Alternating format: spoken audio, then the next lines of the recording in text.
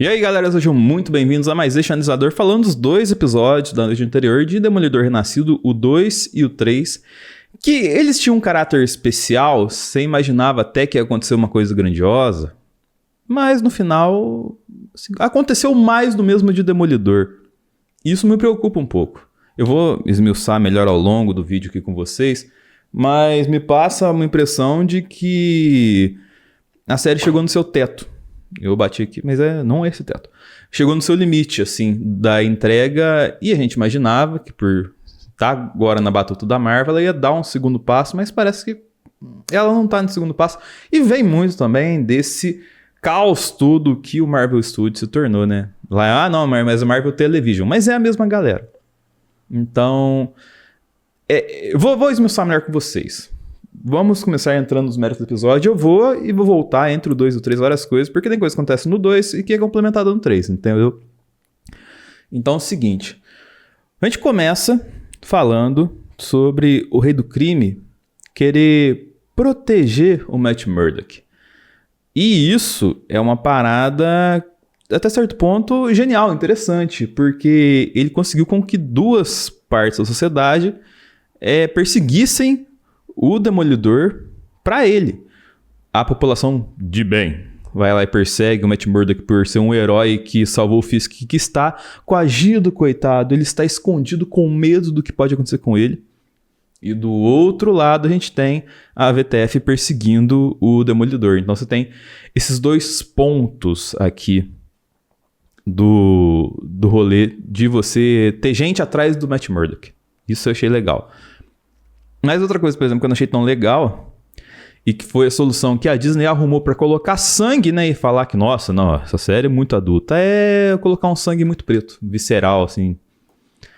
E aí, tipo, sem tanto vermelho, né? Essas cenas de violência, principalmente do Poindexter, que a gente vai falar daqui a pouco. Você meio que tira o peso, entende? Pô, tem lá um pouquinho de gore, mas não tem. Nossa, meu Deus, super pesado essa cena, sabe? Não tem esse rolê. E, cara, você falar que vai fazer assim e não dar um peso pra isso, você acaba perdendo muito da credibilidade. Pô, você vai ser diferente mesmo ou não vai? Sabe? Dito isso, vou trazer aqui uma tela aqui pra dar uns prints do episódio e tal. A gente tem o Poindexter, que tá numa jornada de vingança. Ali, no caso, do outro lado, a gente tem a VTF também, que tá numa jornada de perseguição. E a cena que eu falei em questão do sangue preto vem muito do Poindexter se vingando da VTF, e ele tá querendo atingir a Vanessa por conta justamente daquele rolê ligado ao Fog que se voltou contra ele e tudo mais, todo o contexto que a gente tem no lore da história ali, entende? Então, é uma nuance de vingança, mas não tem tanta coisa a gente falar agora, que provavelmente isso vai ser exposto ao longo dos episódios. Depois disso, o que eu queria comentar é que o Daniel lá, o Paulo Coguinho lá, tá sendo pressionado pelo Fisk por conta dos vazamentos que estão acontecendo de informações da prefeitura. E aí, ele vai atrás da Bibi Uric, que a gente vê no episódio, ela novamente ali dando desentendida, que não, mas o que é isso? Não sei o que está acontecendo, acho que você está muito estranho comigo, por que você está sendo assim? E cara, desde o primeiro episódio é meio óbvio, né, que é ela que fazia esse negócio, porque ela que tinha informação direta com ele, e era passado logo depois do Bibi Uric do bem, né, que era mostrado. E a gente descobriu que de fato era ela mesmo, com essa máscara, fazendo chacota do Fisk e expondo pra galera as coisas que ele faz. É um roteiro muito pobre. Eu trouxe isso pra falar como que o roteiro é pobre, porque é uma coisa que a gente já sabia, e rouba um tempo gigantesco da narrativa. Tipo, depois pegar uns 4 minutos do episódio anterior, mais uns 5 aqui. Pô, todo mundo sabia, assistindo isso, que era ela que fazia. Não tinha outro personagem gigantesco pra colocar nesse ponto e falar, nossa, meu Deus do céu, outro personagem. E já se revelou logo de cara. Entende? Então, esse tipo de montagem de coisa simplória pra você colocar não ajuda a construir um episódio envolvente. E aí você fica dependendo de várias outras coisas e tudo mais pra fazer essa série engrenar. Uma coisa que eles poderiam muito bem apostar, e que era um ponto forte da temporada anterior, é a relação do Fisk com a Vanessa. Porque eles ainda se retroalimentam nesse rolê de tipo, nossa, você é incrível pra mim, eu sou incrível pra você, e nós somos incríveis juntos. E aí a gente tem uma pequena escalada aqui que, logicamente, além dessa questão, quando eles estão mal, os dois ficam mal, entendeu? Porque um perde a confiança do outro de que vai manter aquele status quo que eles têm. E essa questão do status quo é uma coisa interessante da temporada que, cara, é esses pontos que deveriam ser mais explorados, preste bem atenção. E eu já falei isso no vídeo da primeira temporada de Demolidor Renascido, que foi um acerto. A pessoa, quando está num status muito alto da sociedade, ela fica alienada. Ela é cercada de pessoas que estão alienadas junto com ela. E ela perde um pouco da noção da sociedade, assim, da vida em volta. E acha que é a solução de todos os problemas de todo mundo. E passa muito isso, a figura da Vanessa deixar o Fisk nessa situação de conforto dele acreditando que ele é o rei do mundo, sabe? E é uma coisa que é rica, é uma coisa que acontece fora da tela, que a gente vê em vários locais falando de política especificamente e que deveria ser melhor colocado. Um exemplo disso é que ele acredita mesmo que ele vai poder sentar a mão em uma pessoa nessa luta de boxe que está se anunciando há muito tempo. E fala, não, é que a fúria do Fisk, ele tem que desanuviar, jogar isso alguma coisa. Vai ter, logicamente, um episódio do boxe, seja lá o que esse boxe significar, entendeu? Mas que é muito homem branco, rico, privilegiado, sendo homem branco, rico, privilegiado e seguindo o fluxo da trend, entendeu? De movimentar milhões, assim, por algo que é irrelevante e só é relevante pro ego dele, assim. E que se ele perder, ele vai sair ganhando, entende? Mas é óbvio que o que vai acontecer aqui é que o Fisk deve matar o cara na pancada e fala, nossa, o Fisk, ele é complicado mesmo, uma pessoa muito perigosa. Que é basicamente os gatilhos que o Fisk já deixa desde que a Netflix tomava conta da série, entendeu? E outra parada, e eu vou até jogar a câmera pra mim aqui de volta, que esse episódio mostra, é a atuação da VTF lá, a milícia do justiceiro, entre aspas, que roubou o símbolo do justiceiro, que é atuando como ICE. Entende? É outro ponto positivo do episódio e da série como um todo. Porque teve lá a sobrinha lá do Tigre Branco, com a mãe dela, tentando seguir a vida, e tem a tretinha lá, entende? E aí nessa tretinha, que os rapazinhos estão tentando roubar a bebida lá da Liquid Store, entra o Ice lá, eu falo o Ice mesmo, porque é assim que eles atuam. E para a confusão, né? Nós estamos aqui os bastiões da moral e bons costumes e vamos fazer aqui o necessário para que tudo seja correto. Que vê a confusão generalizada e acaba que ela é presa junto com os outros vigilantes. A gente vai entender lá no final o peso dessa história, entendeu? Apesar de não ser diretamente o motivo da questão final do episódio, que teoricamente foi a grande questão que fez ser um episódio duplo essa semana. Mas mostra como é a atuação dessa galera. Ela acha que ela é a lei, ela acha que a razão das coisas vem por parte dela, que tem que acontecer e tudo mais, assim, e é um pensamento totalmente retrógrado, mas que infelizmente acontece, né? E outra coisa que acontece, agora já voltando ao ponto negativo, pegando um pouco disso aqui, que poderia ser mais bem elaborado, é o arco da Kristen sempre pega uma chatice, vai. Uma parte mais chatinha do rolê, porque ela tá sendo responsável por trazer o viés do juridiquês, que é comum no Demolidor. E como o Mestre está escondido, ele não pode estar no tribunal. Então quem tá fazendo as vezes de ir pro tribunal é a Kristen. Só que, cara, não é uma personagem que foi trabalhada e faz a gente se cativar, muito menos a menina, que agora tá numa jornada de virar, nossa, ela vai virar a próxima Tigre Branco, sabe? E não vai ter o peso e tal. E esse ponto acaba emperrando muito a trama também, sabe? Porque, eu tenho que pôr justiça no episódio. Eu vou colocar o arco ali, o espadachim, beleza. Mas quem vai ser o advogado do espadachim? Não, vai ser a advogada parceira do Matt. Sabe, é muito distante do protagonismo da série. E isso incomoda e dá uma empatada, porque você quer ver coisas desenrolarem acontecendo ali e acaba preso nessa história aqui, nessas tramas pequenas assim, que usam, nossa, esse é o exemplo para a sociedade que faz o Matt atuar, entende? Então, fica empatado o rolê, não cresce a história a partir dessas coisas. E outra coisa que voltou, né, é a Karen Page de Chekhov, entendeu?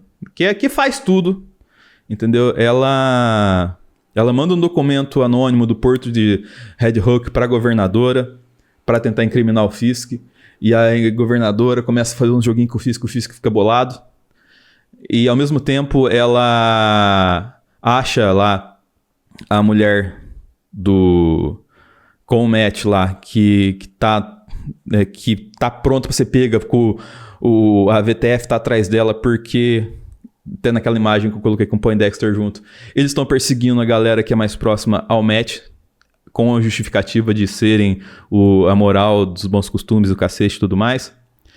E ela também está junto com o Matt investigando o navio. Ela faz tudo, ela sabe de tudo, ela tá em todo lugar, todo momento. Ela é quase uma candidata ao Oscar, né? Então, assim, e além de tudo, ela dá uns pega no Matt. E além de tudo, ela tem uma discussão com o Matt sobre calmaria e tranquilidade para traçar o paralelo com a Vanessa. Só que com a Vanessa e o Fisk. Só que com a Vanessa e o Fisk funciona organicamente, porque eles já têm essa conexão orgânica. Com o Matt e ela, acaba soando repetitivo, saca? Você não tem uma baita construção assim pra fazer essa reflexão entre os dois, porque o Matt pega todo mundo. Então meio que você não tem um crescimento ali deles efetivamente. E chega ao ponto bizarro, que eu acho que é o mais bizarro dela ser o ex-máquina do rolê aqui, de que ela pega um dos caras do ICE num desses rolês que o Matt tá ajudando ali, numas pancadarias ali que sempre acontecem, nesse meio do paralelo do casal ali, ela foge e o Matt, meu Deus, onde está a Karen? E a Karen surge com um carinha do Ice que ela, no muque, prendeu, mas esse carinha do Ice lá, eu falo Ice, vocês estão entendendo do que eu tô falando da VTF. Que fala, não, eu quero ajudar vocês, eu vou te dar um cartão e você vai poder entrar lá. Só vai ter uma senha que vai mudar todo dia, mas com certeza você é hacker, você vai manjar. Basicamente foi isso que ele falou. E aí, ela consegue prender um cara que estava provavelmente armado com colete à prova de bala e preparado. Então, assim, eu fico muito na dúvida se às vezes é a gente aqui no Brasil que não entende o papel, o perfil da Karen Page e se isso o do resto do público é algo bem aceitável, assim, entende?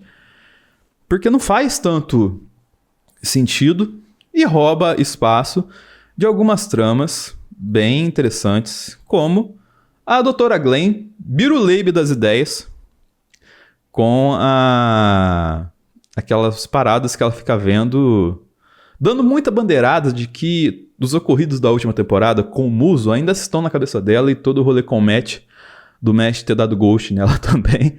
E assim, ela claramente tá loucona das ideias, tanto é que ela senta lá com o John Han da Shopee, que é o secretário direto lá que dá uma pressionada no Paulo Coguinhos ali, na festa, falou, analisa os perfis, estão todos ali em busca de poder, papapá. Mais um daqueles diálogos que mostra como o poder é complexo e você não entenderia. E aí ela resenha com essa galera. Entende? Mostra como que foi um livramento pro Matt sair do rolê com ela, sabe? E ela inventa um tanto de coisa, ela vê uns problemas onde não tem no viés espadachim pra incriminar ele. E aí tem todo o desenvolvimento do julgamento lá com a Heather, lá que eu já mencionei, lá da Kristen, na verdade. A Heather, ela, né? Que incrimina ele, e aí ele vai de novo pra prisão e tudo mais, mesmo sendo um cara ricaço, só que tem o rolê que é óbvio que o espadachim tá ali porque se negou a fazer maracutaia com o Fisk, e provavelmente se negou porque ele foi inspirado pela Kate Bishop na série do Gavião Arqueiro. Entende? São escalando, assim, só que escala muito pouco em relação ao que escalava na Netflix, sabe? Às vezes, quando a Netflix falava de coisas que ela não pode falar, mas deixava implícito, escalava mais e te dava mais esperança que aconteceu algo legal do que agora que tá na mão da Marvel. Esse é um ponto que o escalar de história do Demolidor fica capenga, entende? E aí, cara, nesse rolê,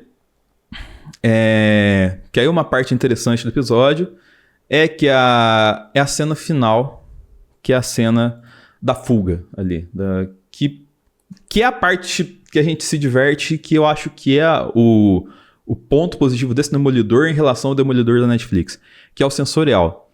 Ele troca ideia com a Kristen, que fala, assim, né, nesse ponto que ela foi ouvir o espadachim, como que é o ambiente porque ela estava vendada, mas ela fala do sensorial. E o sensorial que faz o Matt entrar lá, enfrentar a galera, usar o cartão. Provavelmente ele usou esse sensorial também para ver o pu da senha lá que vai junto com o cartão para abrir ali a porta e tudo mais. Entra, bate lá na galera do Ice lá e liberta os presos. E aí a mãe da menina tá junto lá, a menina tava junto também. A Karen Page, logicamente, ela acha lá a menina lá, a jovem de tigre branco agora, né? E aí eles fogem com um carro forte que eles arrumam lá também. E pra finalizar todo esse rolê, né, o Fisk simplesmente dinamita o navio e as pessoas que estavam trabalhando no navio pra encobrir o crime do navio. Então, assim, de todo esse episódio duplo, o que teria é que... Nossa, a grande revelação foi que a Jessica Jones vai entrar na série. A gente sabe que ela vai entrar na série. Mas pegaram um episódio duplo só pra contar a história do Matt liberando a galera e tava presa pelo Fisk ali. Vai expor ele, assim? Eu duvido muito. Mas uma história andando mais uma vez. Semana que vem teremos o 4º episódio.